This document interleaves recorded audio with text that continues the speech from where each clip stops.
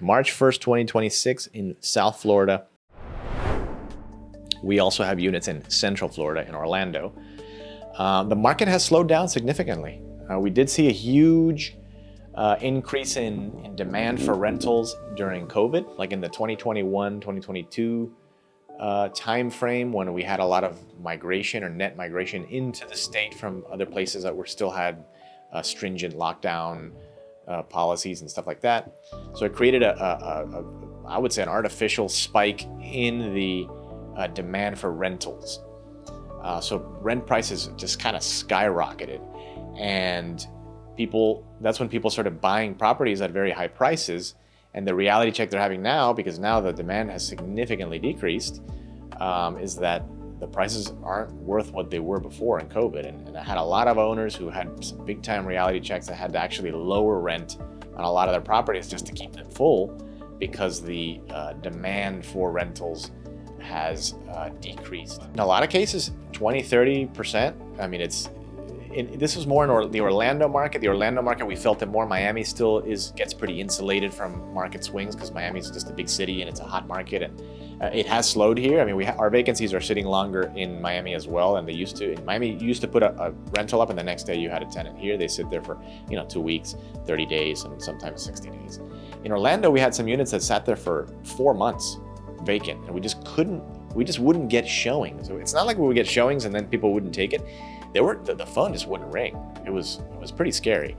It's stabilized now. I think it's gotten much better. Last year was pretty tough. So I think we're kind of turning a corner on the rental market, but we're back to, I would say, a normal rental market where properties have to be priced appropriately. You can't just ask for a ridiculous amount and get it. And the properties have to be in good condition. Like, you have to have updated appliances, updated fixtures. It can't be a dump. Before you could rent a dump to anybody for any amount. It was crazy. Real estate is like any other economy. It's supply and demand, right? There's a certain amount of empty units and there's a certain amount of people who will take those empty units.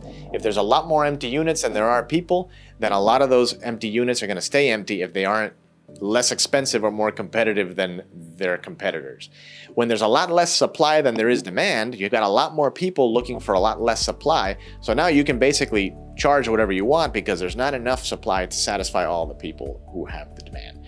So right now we're at a point where supply is a lot higher and it exceeds the demand, which means that prices have to be appropriate. Rental owners need to be flexible and understand that they may not get the most that they thought they were going to get for rent, and that a tenant, a bird in the hand, a tenant in your unit paying a little bit less rent is far more valuable than an empty unit that's burning a hole in your pocket. I had some owners that just took their properties off the market and moved into them because they just couldn't accept less rent. They just couldn't come to the reality of understanding that the market had turned. And that's, when you do business, this happens. Sometimes you end up in a slow market. Still being profitable in a tough market. If you bought wrong, no. If you overpaid for your property, it's going to be tough. You have to make sure in a down market that you buy right. And this is, Warren Buffett's classic, when everybody's running away from something and the market is down, that's when there's the most money to be made, right? When the market is down, when business is slow, if you're able to do deals that are well priced and that are actually smart, then when the market upswings, then you are going to be golden. Yes, I mean, when the market is down, you have people who have to sell, who are forced to sell, and they'll be forced to sell at lower prices.